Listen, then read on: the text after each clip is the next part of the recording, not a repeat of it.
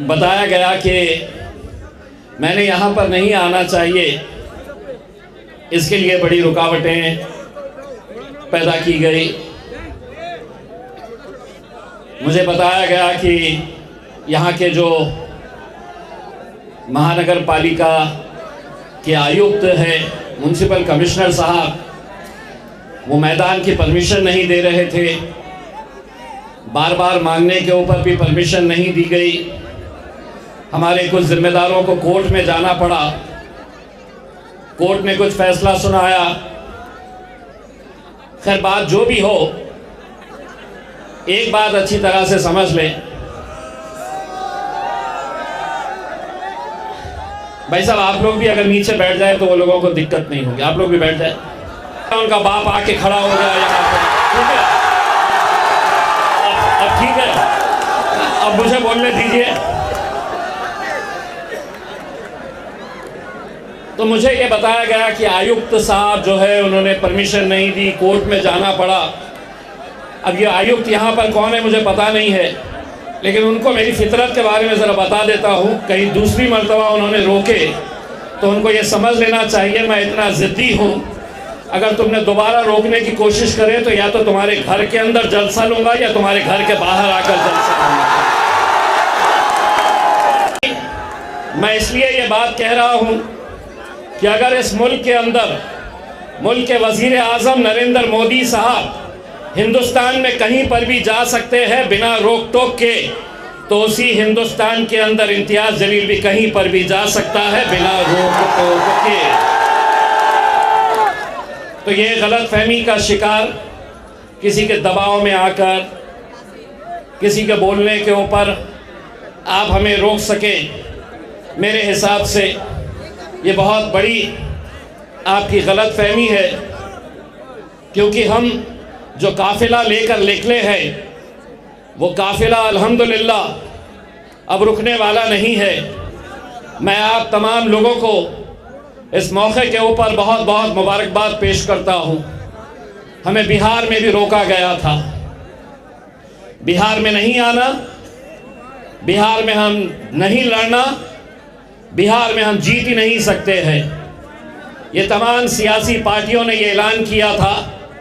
अल्हम्दुलिल्लाह वैसा ही जोश जज्बा जो आज मैं यहाँ पर देख रहा हूँ वो बिहार के किशनगंज में देखे हैं, कोचाधामन में देखे हैं, अररिया में देखे हैं।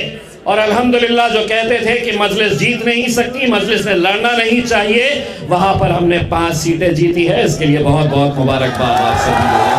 आपने वोट नहीं दिया, दे नहीं सकते, लेकिन मुझे पूरा यकीन है, मुझे पूरा यकीन है कि चाहे वो बुजुर्ग हो, चाहे हमारी माँ बहनें हो, जिस दिन नतीजे आ रहे थे मुझे पूरा यकीन है कि आपके हाथ जब नमाज में दुआ के लिए उठे थे तो उस वक्त आपने ये दुआ मांगी थी कि या अल्लाह असदुद्दीन अवैसी को वहाँ पर कामयाब कर दे। तमाम सियासी पार्टियों को, तमाम सियासी पार्टी को, किसी के जेब में सिक्का है, 1 रुपया 2 रुपये का कोई सिक्का है, दीजिए। ये सिक्का है। तमाम सियासी पार्टियों को एक पैगाम देने के लिए आया हूँ। विरासत से तय नहीं होंगे अब सियासत के फैसले, विरासत से तय नहीं होंगे सियासत के फैसले। उड़ान तय करेगी आसमान में सिक्का किसका होगा। बहुत साल हमने तुम्हारी क़यादत, तुम्हारी नेतागिरी हमने देखे हैं। 76 सालों तक हमने इस मुल्क के अंदर इस आवाम को कैसे बेवकूफ़ बनाया जाता है इलेक्शन के वक्त में हमने देखे हैं। ऐसे ही स्टेज सस्ते थे। हमारे अम्मार भाई साहब कांग्रेस छोड़कर आए 10 साल, मुझे मालूम है 21 साल सारी जवानी आपने वहीं पर लुटा दी है। पैदा होते ही चले गए थे क्या? 21 साल स्टेज ऐसा सस्ता था। मैं अमर भाई, मैं आपको यकीन के साथ कहता हूं कि आपने 21 साल अपनी उस पार्टी के अंदर लगाए। स्टेज के ऊपर जब बैठते थे होंगे पहले सफ में, तो वहां पर हर एक के लिए जगह रहती थी होगी, लेकिन एक दाढ़ी टोपी वाले अम्मार के लिए जगह नहीं रहती होगी। वहां पर रहते होगे, लेकिन अब हम उनको ये पैगाम देने के लिए आए हैं। पहले स्टेज तुम्हारा सस्ता था। हमारा काम क्या था? हमारा काम दरी बिछाना, हमारा काम कुर्सियां लगाना, हमारा काम बाराती बनकर उनकी महफिलों के अंदर। स्टेज उनका सस्ता था, दूल्हे भाई वो बनते थे, घोड़ी पर वो चढ़ते थे, और हम बाराती बन के उनके पीछे जिंदाबाद मुर्दाबाद के नारे लगाते हुए हम चलते थे। 76 सालों तक हमने यही काम किया। अब हम उनको ये पैगाम देने के लिए आए हैं, शादी होगी, घोड़ी आएगी, लेकिन अब दूल्हे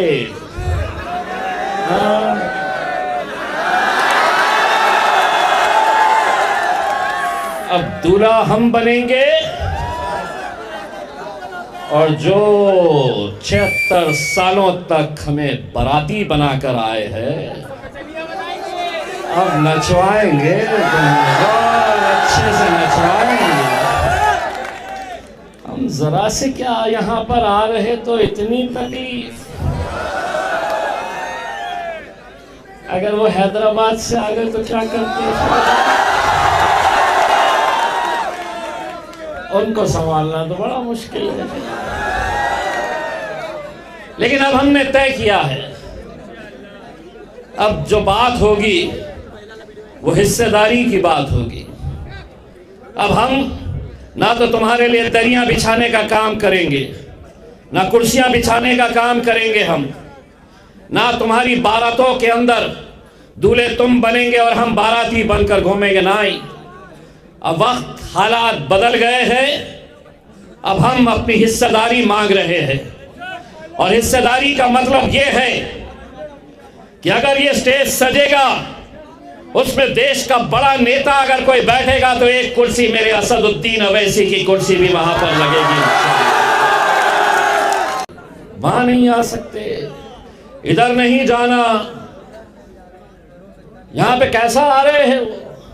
वसई विरार के अंदर एक अखबार की हेडलाइन मुझे बताई गई कि AIMIM को वसई के अंदर नो एंट्री। क्यों, तुम्हारे बाप के जहेज में आया हुआ है क्या? वसई विरार जहेज में आया हुआ है क्या कि इम्तियाज जलील नहीं आएंगे? तो देखिए, कुछ काम की बात करने से पहले, ये लोगों की फितरत ऐसी हो गई है। एक कहावत है ना, लातों के भूत। मजलिस को नो एंट्री, ये हमें हर शहर के अंदर ये सामना करना पड़ता है। कोई ना कोई ऐसा रहता है जो हमारे आने से पहले ऐसे ऐसे बयानात दे देता है कि नहीं, मजलिस को यहाँ पे आने नहीं देंगे। आपको मालूम है, हम कोल्हापुर गए, वहाँ पर बड़े सारे संगठन जमा हो गए, बहुत सारे संगठन जमा हो गए, और वो संगठनों ने ऐलान कर दिया, वहाँ के SP के पास चले गए और उन्होंने कहा कि नहीं, MIM ची सभा इथे आम्ही होऊ देणार नाही। ठीक है, हम चले गए, करके आए सभा। फिर अहमदनगर गए। अहमदनगर में एक अजीत दादा का एक MLA है, रोज सुबह कुछ ना कुछ, कभी दाढ़ी वालों पे, कभी मुसलमानों पे, कभी मस्जिद पे कुछ ना कुछ बयान देता था। हर रोज कुछ ना कुछ बयान दे रहा था, और और सारे के सारे लोग खामोश। मैंने एक दिन असद भाई को फोन करके कहा कि असद भाई आता माझी सटकली।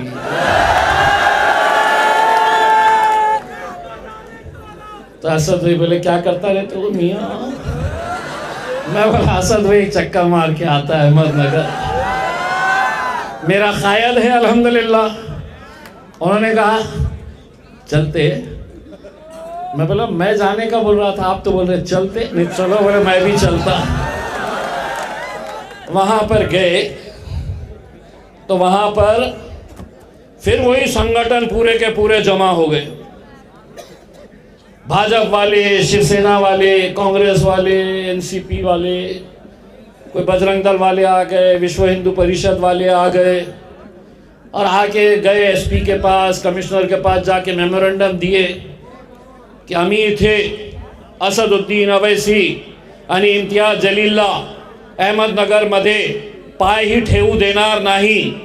अब जिसको नहीं समझती है मराठी तो मैं उनको बताना चाह रहा हूँ। उन्होंने ये कहा कि इम्तियाज जलील को भाई साहब इम्तियाज जलील को और असदुद्दीन अवैसी को हम यहाँ पर अपनी ज़मीन के ऊपर पैर भी रखने नहीं देंगे।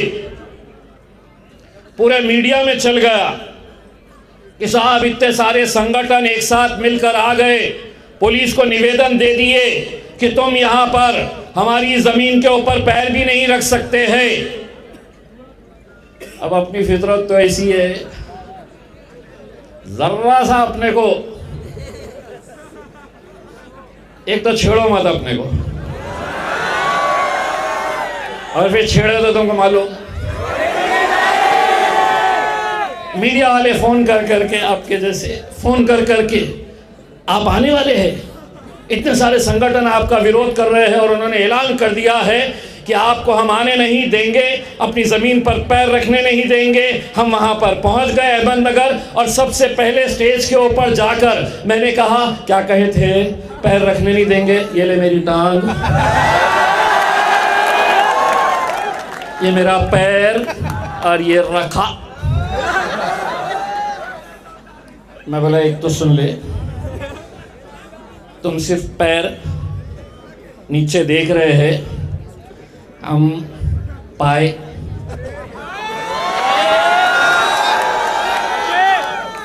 हम कलेजी गुर्दा पाए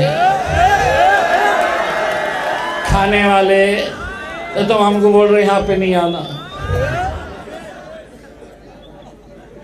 देखिए इस मुल्क में जमहूरियत है जहां पर आपका अपना एमएलए चुनकर आ सकता है, जहां पर आपका एमपी चुनकर आ सकता है, जहां पर आपका नगर अध्यक्ष चुनकर आ सकता है, लेकिन नहीं आ रहे। क्यों नहीं आ रहे?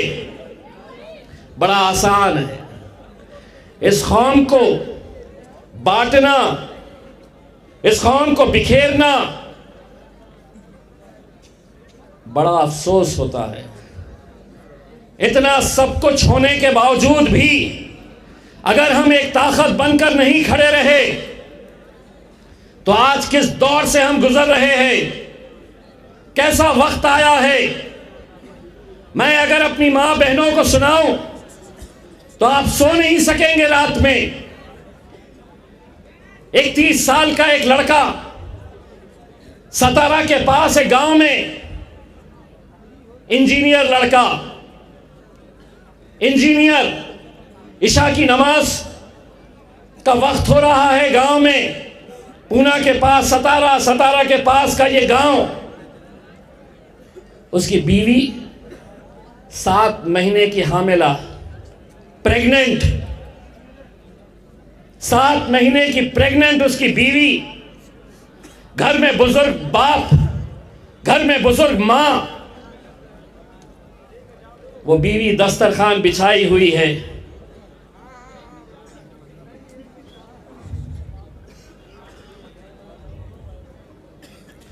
दस्तरखान बिछा हुआ, बीवी अपने शौहर से कहती है कि खाना खा लो।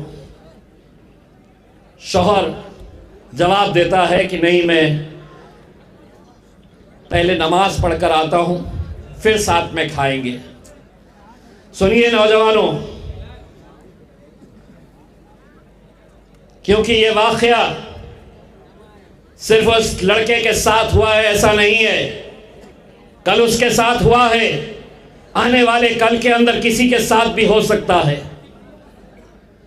लड़का नमाज पढ़ने के लिए जाता है, गांव की छोटी सी मस्जिद है, उस मस्जिद के अंदर उसका एक बूढ़ा बाप भी ईशा की नमाज पढ़ने के लिए, उसी दौरान बजरंग दल विश्व हिंदू परिषद के कुछ गुंडे उस गांव के अंदर आते हैं, किसी एक लड़के की तलाश के अंदर। उस लड़के ने कुछ सोशल मीडिया के ऊपर एक पोस्ट किया था, जिसने वो पोस्ट किया वो लड़का उन्हें मिलता नहीं है, लेकिन सामने उन्हें एक मस्जिद नजर आती है। वो मस्जिद के ऊपर वो पथराव शुरू कर देते हैं। लड़का वजू कर रहा, वजू करते हुए जब वो पत्थर मस्जिद के अंदर आते हैं तो वो समझ जाता है कि कुछ गड़बड़ हुई है। ये नौजवान लड़का दरवाजे के पास खड़े होकर चट्टान की तरह उस मस्जिद के दरवाजे के सामने खड़ा हो जाता है कि ये जो लोग आए हैं ये मस्जिद में ना घुस पाए। लेकिन उन गुंडों की तादाद ज्यादा, वो दरवाजे को धक्का देते हैं।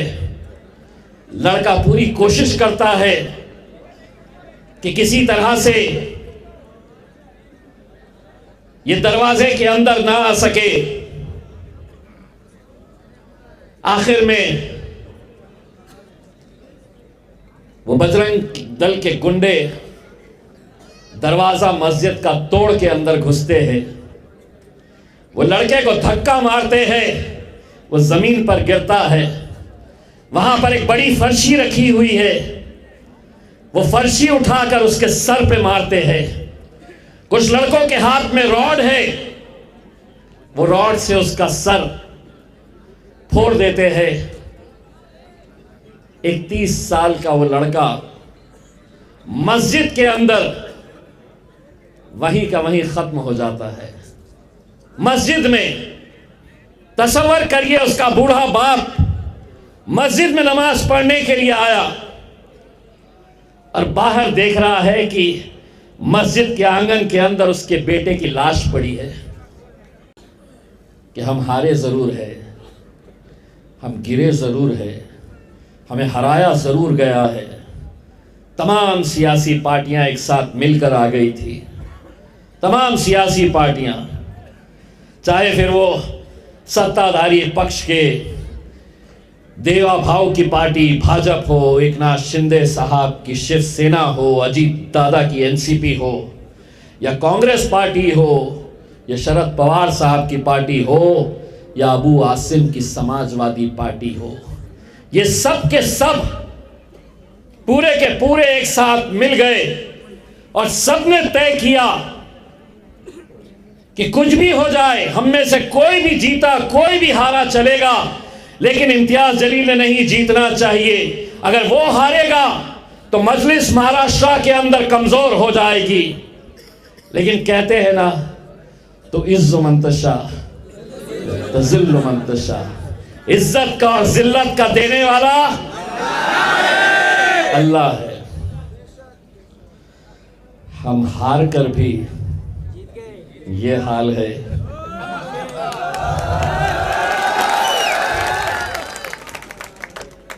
अभी हम नगर परिषद में जब घूम रहे थे तो इतने बड़े बड़े जलसे वहां पर हमने देखे, तो उन जलसों से मुखातिब होकर मैं चैलेंज करता था कि इतनी पब्लिक जो आई है, मैं सीधा चैलेंज छोटे मोटे चिल्लरों को नहीं करता था, सीधा किसको करता था? भाई और बहनों,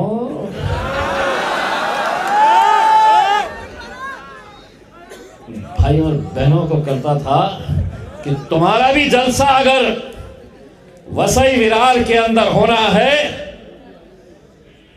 तो 500-500 रुपये देना पड़ता,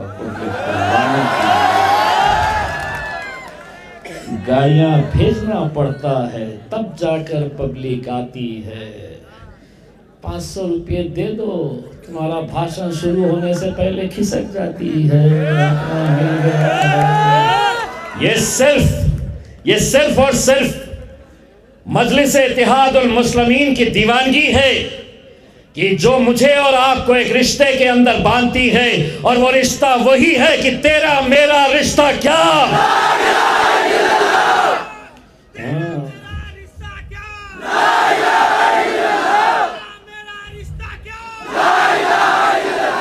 इस मुल्क के अंदर हमने अपनी मस्जिदों को शहीद होते हुए देखा है मेरे भाई, अपनी आंखों के सामने। कल ही 6 दिसंबर पूरे हिंदुस्तान में, जिन्हें आज भी मुसलमान इन्हें सेक्युलर मानकर इनका साथ दे रहे हैं, कल उद्धव ठाकरे की शिवसेना ने भी शौर्य दिवस मनाया। कई सारे कांग्रेस और एनसीपी के नेता भी उस शौर्य दिवस के अंदर थे। दिवस इसलिए मनाया कि 6 दिसंबर को इन्होंने हमारी बाबरी मस्जिद शहीद की। हम अदलिया का, हम अदालतों का, फैसले का हम सम्मान करते हैं। अदालत ने जो फैसला सुनाया था वो कानून के हिसाब से नहीं सुनाया था। सुप्रीम कोर्ट का पूरा आदर करते हुए, पूरा सम्मान करते हुए सुप्रीम कोर्ट के जजेस ने कहा था कि हम आस्था की बुनियाद के ऊपर यह फैसला ले रहे हैं कि वहां पर बाबरी मस्जिद नहीं थी। हम कहना चाहते हैं, अगर तुम्हारी आस्था उस मंदिर में थी तो हमारी आस्था उस मस्जिद में है। हर रोज हम अपनी मस्जिदों को शहीद होता हुआ, हमारे मदरसों के ऊपर हमले किए जा रहे हैं, गरीबों के घरों के ऊपर जिंदगी भर की पूंजी जमा कर करके 1-2 कमरों का घर बनाता है एक इंसान, बुलडोजर से हर रोज हम देखते हैं कि घर बुलडोजर से गिराया जा रहा है। हमारे मुंबई के सदर फारूक शाब्दी साहब, हमारी बहन, आज हमको निशाना बनाए हुए है। ये मुल्क तुम्हारे बाप की जागीर नहीं है। बहुत अच्छी तरीके से ये मुल्क जितना मेरे भाई सुरेश तिवारी का है, उतना ही ये मुल्क इम्तियाज जलील का है। तिवारी साहब, बड़ा अफसोस होता है, इस मुल्क की पहचान हुआ करती थी हमारी तहजीब, हमारी संस्कृति। मैं आपकी दिवाली पर आता था, आप मेरे ईद के मौके पर आकर हम गले मिलकर सेवियां खाते थे। ये मुल्क की हमारी तहजीब थी, ये मुल्क की हमारी पहचान थी। लेकिन इस मुल्क को किसी की नजर लग गई है, किसी की ऐसी नजर लगी हुई है, मुझे मालूम है किसकी नजर लगी है। भाइयों बहनों, बड़ी बड़ी हुकूमतें, अल्लाह को तकब्बुर पसंद नहीं है। अगर तुम ये समझ रहे हैं कि मैं जिंदगी भर के लिए मैं अब उस कुर्सी के ऊपर बैठा रहूंगा, तो नहीं भाइयों बहनों, जो ऊपर जाता है उसे नीचे आना पड़ता है। आप 2014 आपने हमको ये बताया था कि आप कुछ बेचते थे।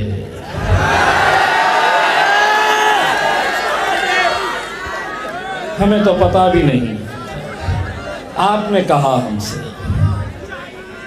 मैं उस बुजुर्ग शख्स को, मैं आपके जज्बे को सलाम करता हूँ चचा। यकीन मानिए, मैं वहाँ उस कुर्सी के ऊपर बैठकर देख रहा था ये नौजवान लड़कों का जोश और आपका होश अगर मिल जाए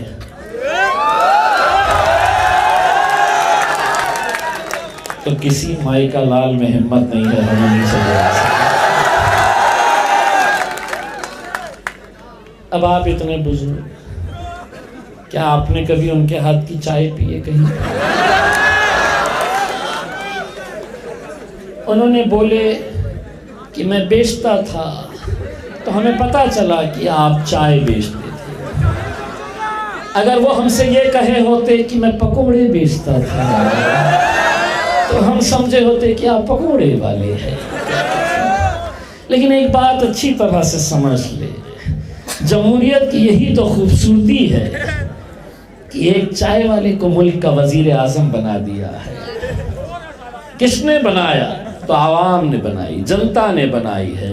लेकिन अगर यही गुरूर, यही घमंड, यही तकब्बुर में अगर रहोगे तो एक बात अच्छी तरह से समझ लो, 2029 के बाद कहीं ऐसा वक्त ना आ जाए दोबारा हाथ में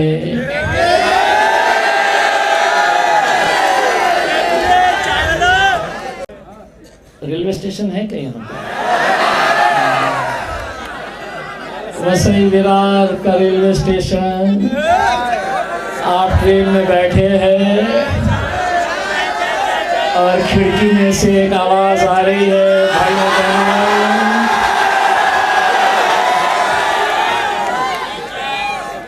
आवाज आ रही है खिड़की में से, भाई और बहनों, चाय चाय चाय चाय चाय चाय चाय चाय चाय। और उनके पीछे पीछे एक और आ रहा है।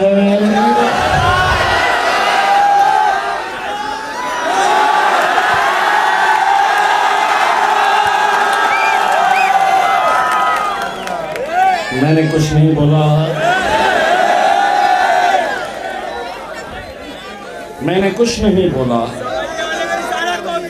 लेकिन एक बात यकीनन मैंने उस शख्स को पहुंचा दिया था आप सब की तरफ से। एक बार फिर आज वसई विरार की आवाम की तरफ से उन तमाम सियासतदानों को एक पैगाम देने के लिए आया हूं आप सब की तरफ से। दरअसल क्या है कि पिछले काफ़ी दिनों से मेरे पीछे मैं जहाँ जहाँ जाता हूँ तो कुछ सरकारी कैमरे वाले मेरे पीछे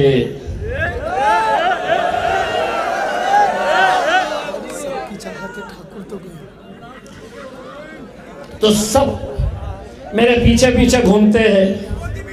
फिर मीडिया वाले तो अल्लाह सुभान अल्लाह टाइटल लगा देते हैं, MIM का नेता आया, भड़काऊ भाषण करके चला गया। फिर ठाकुर साहब बोलेंगे करो केस इस पे। लेकिन मैं उन सबको एक बात कहना चाहता हूं, आधा मैं कहूंगा आधा तुम कहना। मुझे भी मालूम है क्या कहना। आधा इसलिए आप, आधा इसलिए मैं कि कानून सबूत मांगता है। सबूत आधा आधा, तो आधा मैं बोलूंगा आधा आप बोलना। सभी का खून शामिल है यहाँ की मिट्टी में, ये मुल्क तुम्हारे।